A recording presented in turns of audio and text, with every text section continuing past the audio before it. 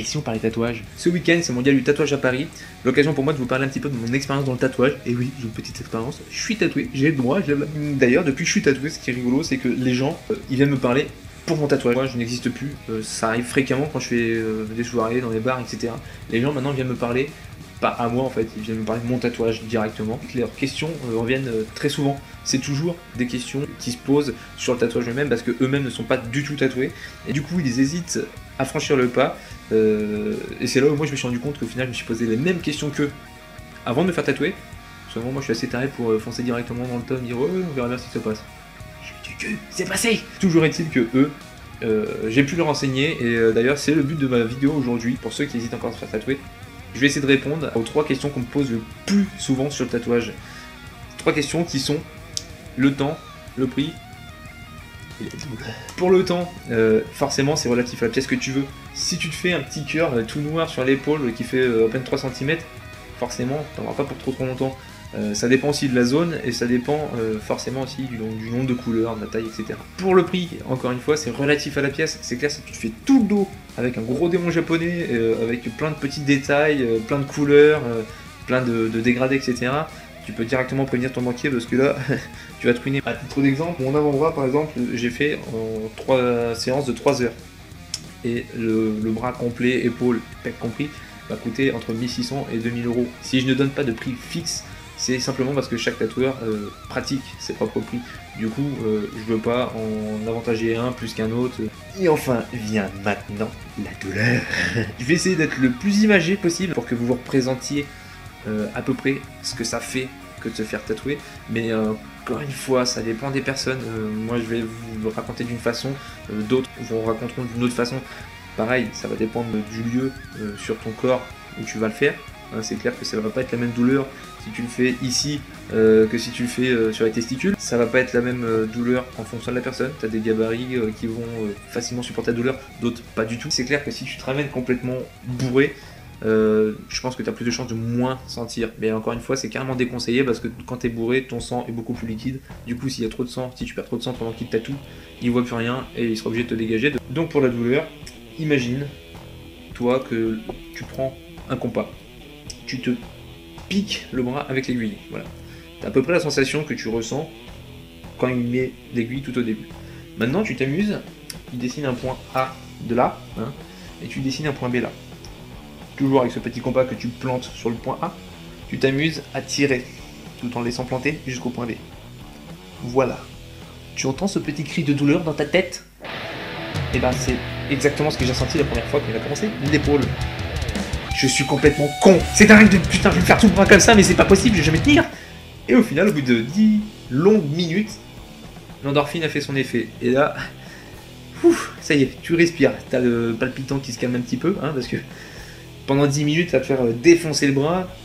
Comment je vais faire pour tenir 3 heures? Parce qu'après la séance, le mec, c'est bon, 3 heures, hein, on y va, mon petit gars.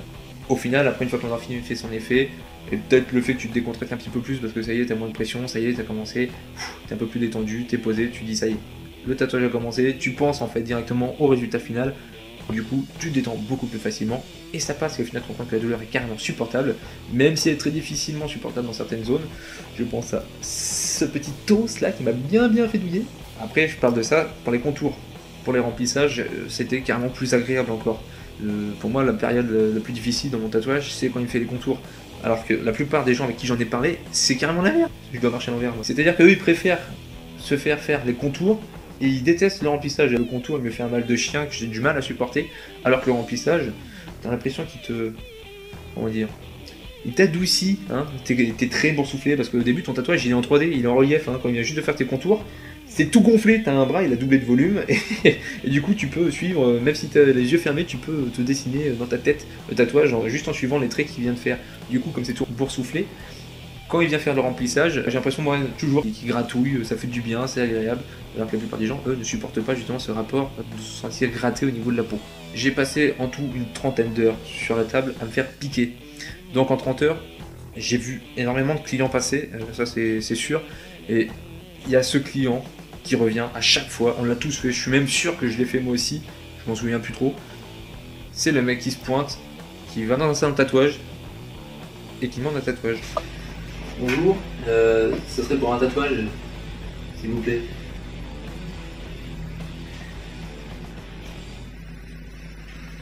Ouais.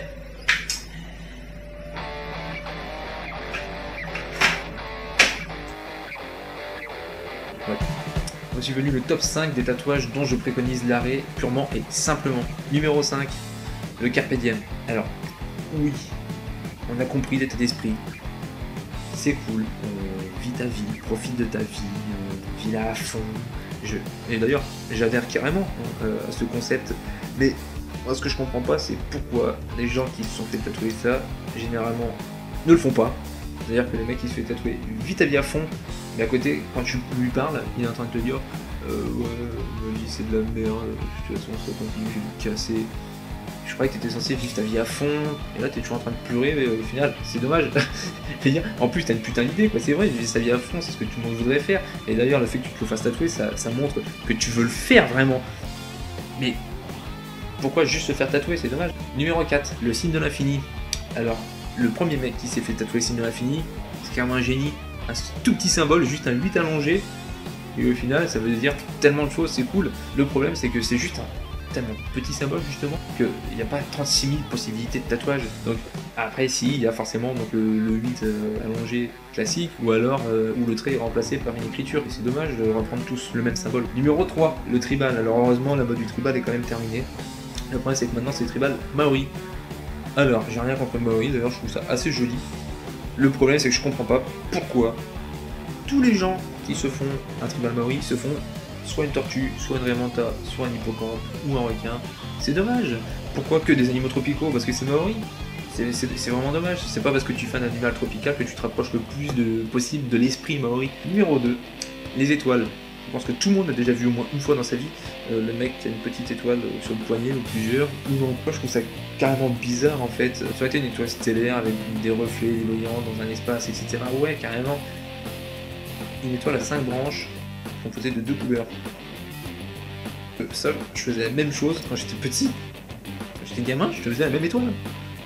Bon, par contre, je me démerdais toujours pour qu'il y ait 2 branches qui soient plus rapprochées qu'une autre. Mais voilà, je veux dire, il suffit de travailler un petit peu le truc et c'était fait. Et le numéro 1, l'attrape-rêve. Alors, l'attrape-rêve, je l'ai mis, mais je regrette à moitié parce que j'ai envie de les dégager. J'ai pas envie de le dégager non plus. Un attrape-rêve qui est bien travaillé, qui a un arrière-plan, qui va vraiment être peaufiné avec vraiment voilà, une mise en scène, etc. dans le dessin.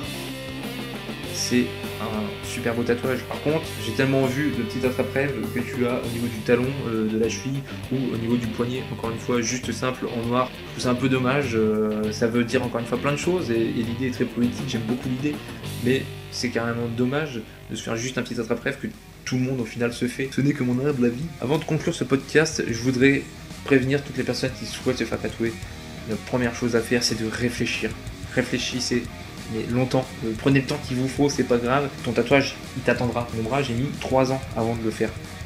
J'ai réfléchi, j'ai eu l'idée 3 ans avant. Je me suis dit, oh putain, j'ai une super idée. Comme on disait que j'étais jeune et con, j'espère que je le suis plus. J'ai décidé de laisser passer un peu le temps. Je m'étais pas donné de date butoir, hein. Je m'étais juste dit, laisse passer le temps, tu verras. Et un beau matin, au bout de 3 ans, paf, je me suis réveillé, je me suis dit, si, ça y est, j'en suis sûr, j'y vais. Je me fais tatouer. Au final, je le regrette pas du tout. Donc voilà, réfléchissez bien, posez bien le pour, le contre. Aussi, renseignez-vous auprès des différents tatoueurs. Regardez un peu ses books. Regardez bien les types de dessins qu'il fait, qu'il ne fait pas. J'espère que cette vidéo vous a plu et qu'elle a pu vous être utile. Si c'est le cas, n'hésitez pas à mettre un j'aime, à partager et surtout à vous abonner.